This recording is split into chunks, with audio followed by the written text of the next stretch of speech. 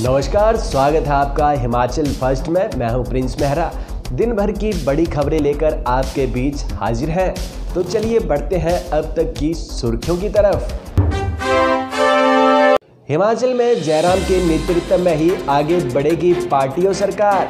JP Nadda ने दी हरी झंडी। बिलासपुर में एम्स का शुभारंभ 5 को। केंद्रीय स्वास्थ्य मंत्री और भाजपा के राष्ट्रीय अध्यक्ष नड्डा रहेंगे मौजूद। एचआरटीसी बस के नीचे आया 8 साल का स्कूली बच्चा। दोनों टांगों के ऊपर गुजर गई बस। सीएम जयराम ठाकुर के ड्रीम प्रोजेक्ट बल हवाई अड्डे के विरोध में मंडी में धरना प्रदर्शन। स्वारघाट में पुलिस ने की बड़ी कार्रवाई। 20 लाख कैश और 7.780 किलो चांदी सहित पंजाब का कारोबारी पकड़ा।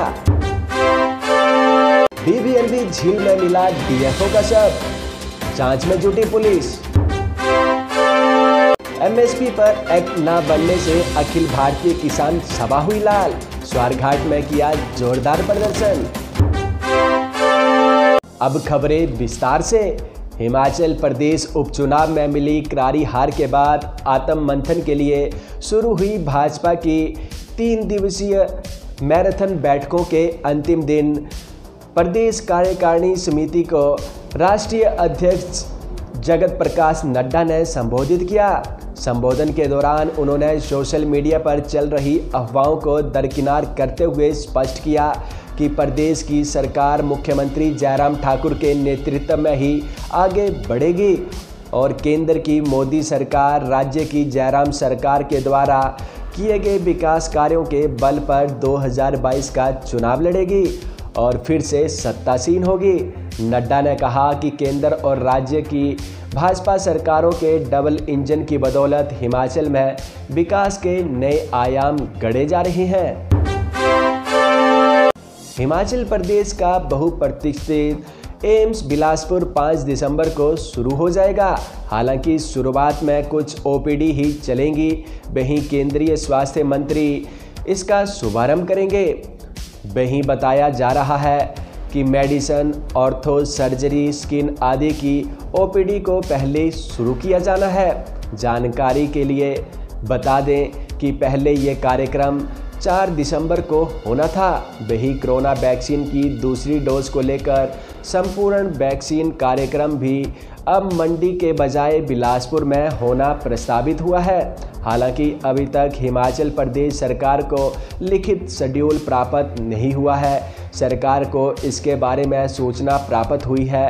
वहीं प्रदेश सरकार ने पहले मंडी में वैक्सीनेशन संपूर्ण कार्यक्रम करने का फैसला लिया था। इसकी जानकारी केंद्रीय स्वास्थ्य मंत्री को भी नहीं दी गई थी। राजधानी शिमला के अंतर्गत आते रामपुर से एक दर्दनाक हादसे की खबर सामने आई। यहां पर एक एचआरटीसी बस ने 8 वर्षीय स्कूली बच्चे को कुचल दिया। इस हादसे में बच्चा बुरी तरह से जख्मी हुआ, जिसे इलाज के लिए आईजीएमसी शिमला भेज दिया है। वहीं घटना से गुस्साए परिजनों ने हाईवे जाम कर दिया।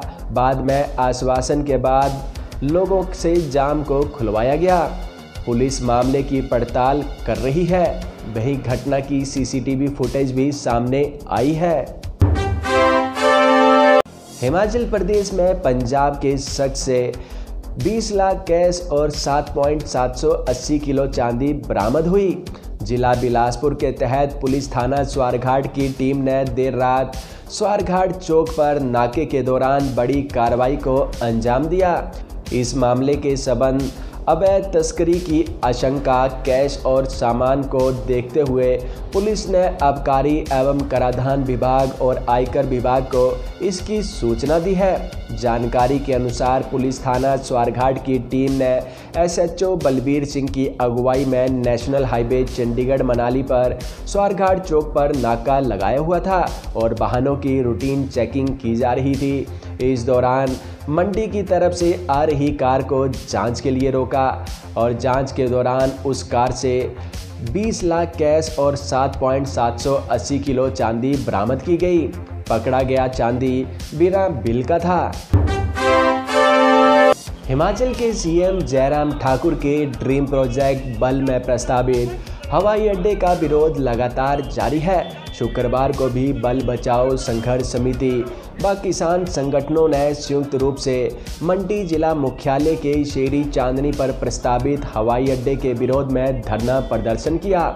इसके उपरांत एयरपोर्ट के विरोध में संघर्ष समिति ने डीसी मंडी के माध्यम से पीएम नरेंद्र मोदी व सीएम जयराम ठाकुर को एक ज्ञापन भी भेजा।